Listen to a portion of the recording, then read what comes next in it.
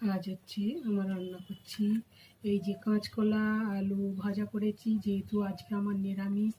আজকে হচ্ছে শ্রাবণ মাসের সোমবার, তাই হর হর মহাদেব, সেই জন্য আজকে নিরামিষই রান্না করেছি। এই জন্য পেঁয়াজ আর রসুন কিছু দিই না। এই জন্য কাঁচকলা আলু ভাজা করেছি, একটু জিরে ফোড়ন দিয়ে শুকনো লঙ্কা ফোড়ন দিয়ে ভাজা করেছি। এটা নুন হলুদ মাখিয়ে তেলে দিয়ে ভালো করে ভাজা করে নিয়েছি করেছি।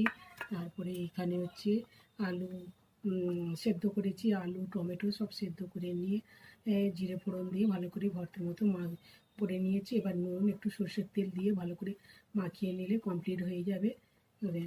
এখানে এই যে ডাল করেছি, এই যে ডাল করেছি মুগের ডাল।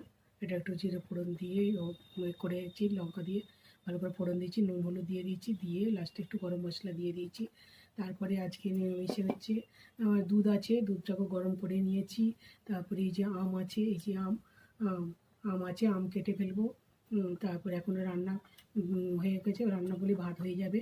ভাত হয়ে গেলে এই যে ভাত এখানে হচ্ছে এখনও, এই যে এখনও ভাতটা এখনও কমপ্লিট হয় না, তাই রান্নায় ব্যস্ত। আমার রান্না যদি ভালো লাগে সবাই লাইক কমেন্ট করবেন, সাবস্ক্রাইব করবেন।